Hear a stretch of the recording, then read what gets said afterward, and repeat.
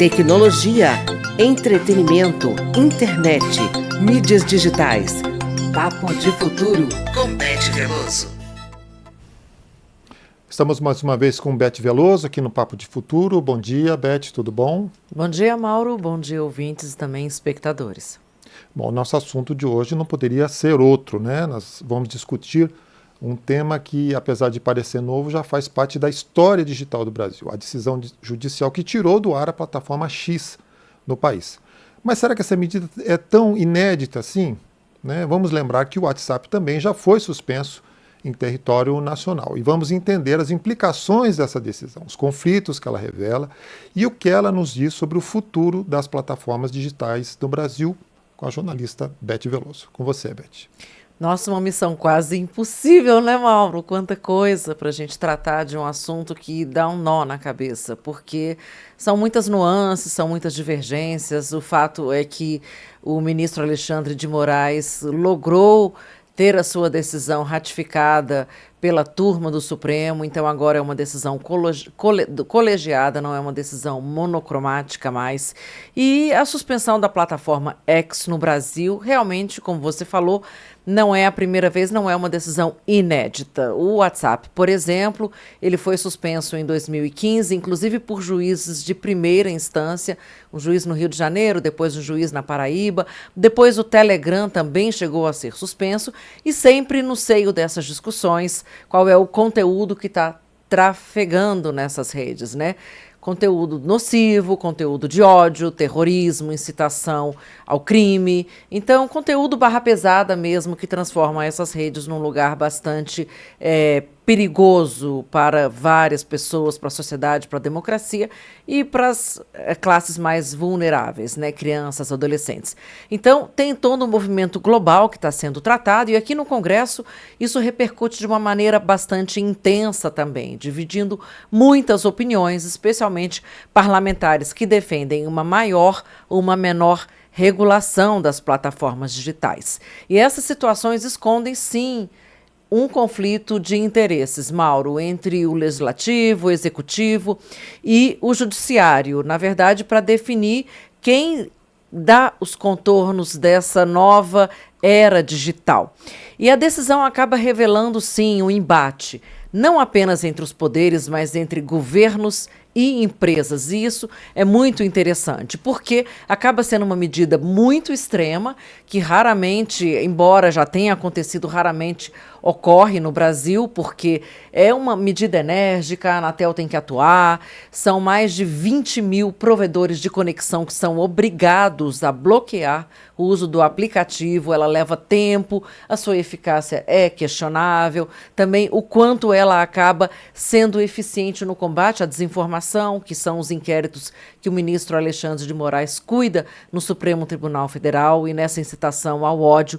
Mas os contornos democráticos dela vão além da gente discutir realmente se decisão judicial e lei no Brasil é para ser cumprida ou não é para ser cumprida.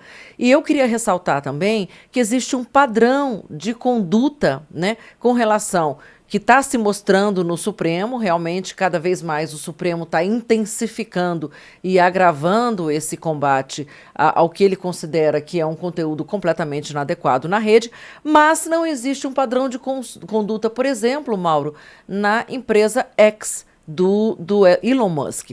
Porque, por exemplo, ele chega a moderar e ele mesmo bloquear e remover conteúdos da rede X, que é de propriedade dele em vários outros países, né, como Arábia Saudita e Turquia. Isso está sendo dito aí fartamente no noticiário, mas no Brasil ele se coloca como realmente o paladino da liberdade de expressão e não pode haver de forma alguma moderação de conteúdo aqui até chegar no limite de realmente fechar o escritório no Brasil, que é uma medida que deixa qualquer brasileiro completamente sem refém, né, de qualquer tipo de ofensa que ocorra na rede, você não tem a quem recorrer. Para aprofundar isso, Mauro, eu conversei com o Ulisses Juliano, um professor e muito antenado com esses assuntos aí que estão explodindo, e a pergunta que eu fiz para ele, uma pergunta básica, fundamental, é: essa decisão do ministro do Supremo, Alexandre de Moraes, de bloquear a Rede X, ela foi bem fundamentada? Vamos ouvi-lo.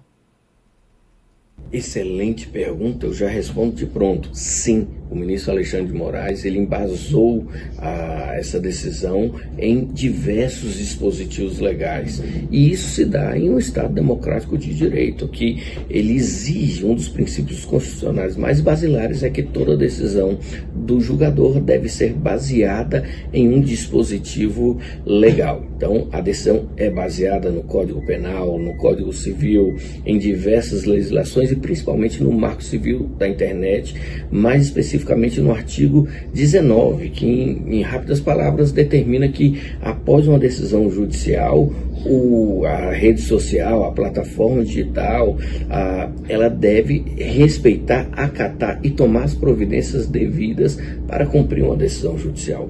Ora, nós estamos num Estado democrático de direito. Todo mundo tem o direito de falar o que quiser. Você realmente pode falar o que você pensa, o que você deseja, quais são as suas aspirações, suas intenções. Você pode falar o que quiser.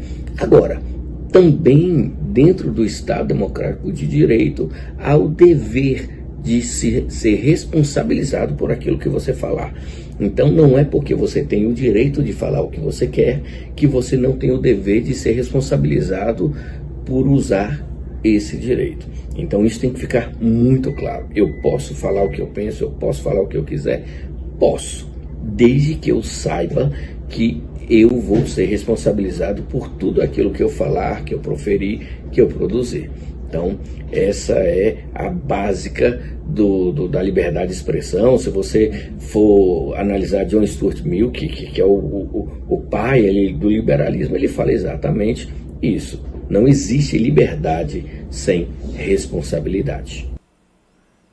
E do ponto de vista legal, o cumprimento de uma decisão judicial não é opcional, deve ser contestado, se for o caso, pelas vias institucionais adequadas e não simplesmente ignorado, né? Mauro, eu sempre faço aquele paralelo. Imagina se a Beth Veloso ou Mauro Ceccherini decidissem agora não cumprir a lei, né? Ou não cumprir uma ordem judicial, ou não cumprir uma sentença.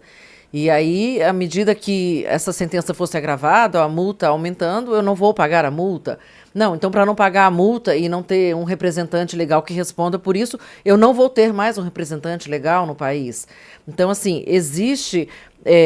a lei tem que ser para todos. Eu acho que essa analogia é muito importante e muitas vezes a gente perde o foco nessa discussão. Nesse exato momento desse bloqueio do X. O foco seria... Precisa cumprir uma lei, uma sentença judicial ou não? Cumpre-se e questiona-se, e critica-se, e debate-se, e luta para mudar a lei, para fazer uma nova regulação. Enfim, tem 1 milhão de ferramentas numa democracia, mas nenhuma delas é autoritária ou arbitrária.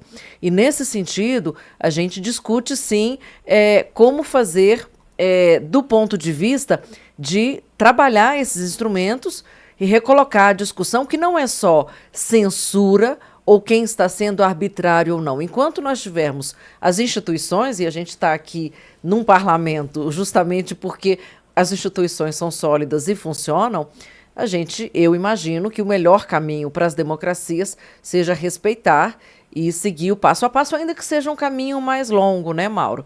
E o Ulisses Juliano fala de uma maneira muito interessante sobre isso e vamos ouvi-lo. Eu trago aqui a notícia recente, da semana passada, em que na França o CEO do Telegram foi preso. O representante do Telegram foi preso na França justamente por descumprir decisões judiciais. Então não é uma inovação do Brasil, não é uma ideia que o ministro Alexandre de Moraes teve.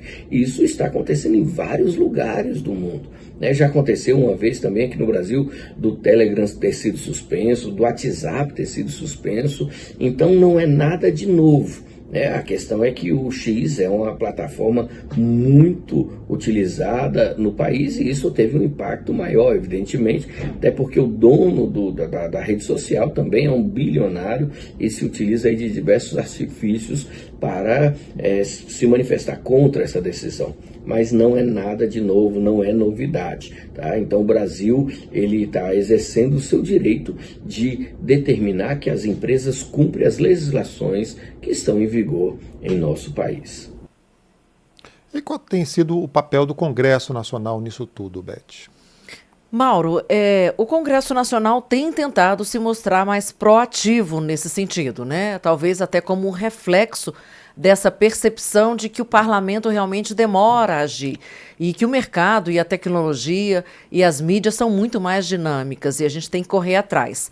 Existem vários projetos tramitando aqui no Congresso e, basicamente, eles caminham na mesma direção, no sentido de atribuir maior responsabilidade às plataformas para que elas atuem proativamente também, preventivamente, contra o conteúdo danoso, contra as redes criminosas que atuam na internet, combatendo o anonimato, sem acobertar todos esses crimes que a gente está vendo aí em escala global, como acabou de colocar o Lício Juliano.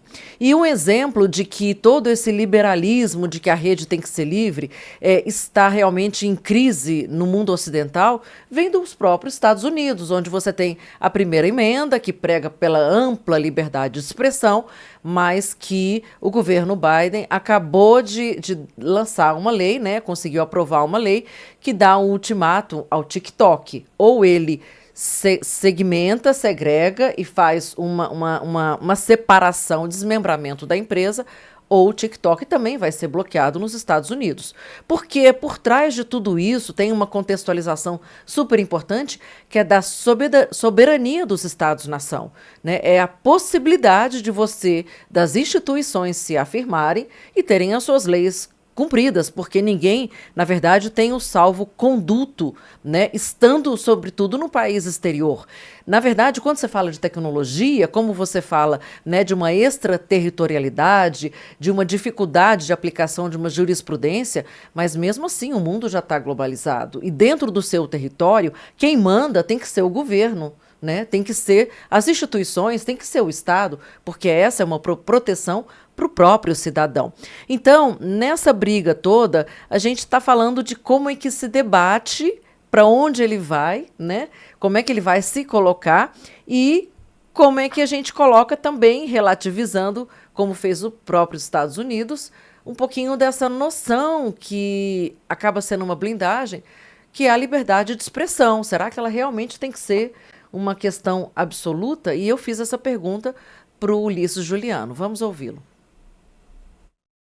Uma coisa é liberdade de expressão, outra coisa é autoridade, autonomia ou liberdade para praticar crimes sem nenhuma responsabilidade. Então é isso que está em discussão aqui nesse processo. E a gente precisa ter em mente que a legislação, ela vale para todos. Então a decisão que determinou a suspensão dos perfis ou a exclusão dos perfis que estavam realizando práticas criminosas não foi cumprida, né? Em desrespeito, claro, aí ao artigo 19 do Marco Civil da Internet. Então, a decisão do ministro foi acertada nesse ponto, não há o que se discutir, em razão de que, sendo descumprida uma decisão judicial, cabe aí ao julgador determinar sanções cabíveis para que essa decisão seja cumprida. Então, como o X não excluiu os perfis e os perfis continuavam praticando atividades criminosas, a decisão do ministro foi suspender a rede social para que esses crimes não continuassem ao arrepio aí da lei. Beth, em termos práticos, quais são as limitações técnicas para que essa decisão do Supremo seja cumprida? Mauro, então, a Anatel determinou o bloqueio, então, do acesso a esses provedores, né, do aplicativo X. Determinou também que aquelas redes privadas fossem bloqueadas, depois acabou voltando atrás, porque ela tem muitas outras funcionalidades, além de só acessar aplicativos, inclusive de segurança de redes, usados pelos próprios provedores de aplicações da internet, como a Apple e o próprio o X também.